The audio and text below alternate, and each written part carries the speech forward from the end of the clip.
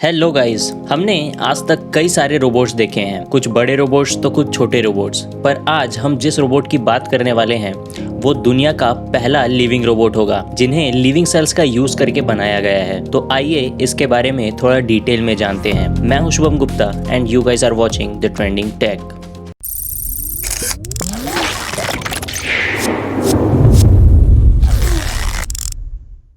कुछ दिन पहले कुछ साइंटिस्ट्स और रोबोटिक्स इंजीनियर्स की एक टीम ने स्टेम सेल्स का यूज करके बनाए गए एक नए लाइफ फॉर्म को दुनिया के सामने लाया। इस नए लिविंग रोबोट का नाम है जीनोबॉट। अब इसका नाम जीनोबॉट इसलिए रखा गया क्योंकि इसे बनाने के लिए अफ्रीकन फ्रॉग के सेल्स का यूज किया गया था, जिनकी स्पीसीज का नाम था जीनोपस लेविस। रिसर्चर्स ने इस जीनोबॉट को ना ही ट्रेडिशनल रोबोट्स की कैटेगरी में रखा और ना ही एनिमल्स की कैटेगरी में, बल्कि उन्होंने इसे एक नए लिविंग प्रोग्रामेबल ऑर्गेनिज्म की कैटेगरी में शामिल किया है।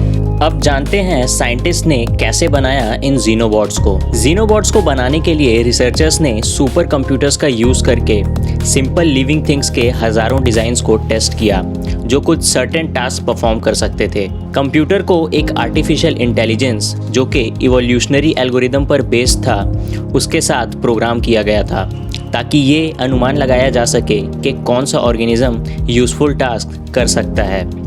कुछ प्रॉमिसिंग डिज़ाइन सेलेक्ट करने के बाद साइंटिस्ट ने वर्चुअल मॉडल को फ्रॉग के स्किन और हार्ट सेल से रेप्लिकेट करने की कोशिश की, जिसे माइक्रो सर्जरी टूल्स का यूज करके मैनुअली परफॉर्म किया गया। इस असेंबली में हार्ट सेल्स कॉन्ट्रैक्ट और रिलैक्स होती है, जिससे इस ऑर्गेनिज्म को मोशन मिलता है। प्रोग्रामेबल लिविंग रोबोट्स के नाम से डिस्क्राइब किए जाने के बावजूद ये वास्तव में कम्प्लीटली ऑर्गेनिक है और लिविंग टिश्यूज से बने हुए हैं। यहाँ पर रोबोट वर्ड का यूज इसलिए किया गया है क्योंकि जीनोबॉट्स को डिफरेंट शेप्स और फॉर्म्स में कॉन्फ़िगर किया जा सकता है और तो और इन्हें एक सर्टेन ऑब्जेक्ट को टारगेट करने के लिए भी प्रोग्राम किया गया है। इन्हें इस तरह से बनाया गया है कि ये डैमेज होने के बाद खुद को रिपेयर भी कर सकते हैं। इनमें पहले से ही लिपिड्स और प्रोटीन्स के फॉर्म में इनका फूड प्रेजेंट होता है, जिससे ये एक हफ्ते के आसपास जिंदा रह सकते हैं। हालांकि न्यूट्रिएंट्स रिच माहौल में इनका लाइफ स्पैन बढ़ाया जा सकता है। अब जानते हैं कि जीनोबॉट्स को किन किन चीज़ों के लिए यूज़ किया जा सकता है। कई लोगों का मानना है कि इन्हें पॉल्यूटेड ओशन से माइक्रोप्लास्टिक्स इकट्ठा करके साफ करने के लिए यूज़ किया जा सकता है। इसी तरह इनका यूज़ किसी सीमित और खतरनाक जगहों से टॉक्सिक और रेडियो एक्टिव मटेरियल्स कलेक्ट करने के लिए भी किया जा सकता है। जीनोबॉट्स में बहुत ही केयरफुली छोटे छोटे पाउच बनाए गए हैं जो शायद ह्यूमन बॉडी के किसी टारगेटेड एरिया में ड्रग्स पहुंचाने के लिए यूज किया जाएंगे।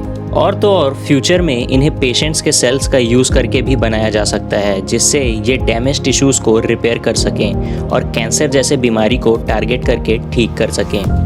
क्योंकि ये बायोडिग्रेडेबल हैं तो ये कई सारी टेक्नोलॉजीज़ को जिनमें प्लास्टिक्स और मेटल्स का यूज़ होता है उन्हें ओवरटेक कर सकते हैं।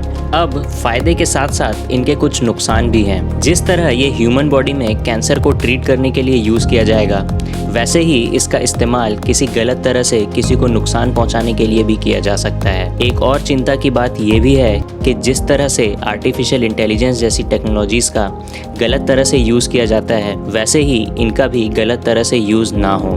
पर अगर इन बायोलॉजिकल रोबोट्स का और डेवलपमेंट किया जाए तो लिविंग और रोबोटिक सिस्टम्स में हमारी समझ और बेहतर हो सकेगी। अर्थ में लाइफ बहुत ही कॉम्प्लेक्स चीज़ है, तो ऐसे में लिविंग थिंग्स में कई तरह के मैनिपुलेशंस परफॉर्म करके हम लाइफ के कई मिस्ट्रीज़ को सॉल्व कर सकते हैं और तो और इससे हम आर्टिफिशियल इंटेलिजेंस में भी सुधार कर सकते हैं। तो आज के लिए इतना ही।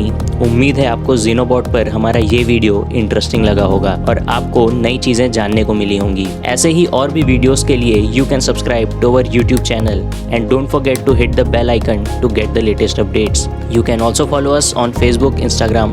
See you guys in the next video.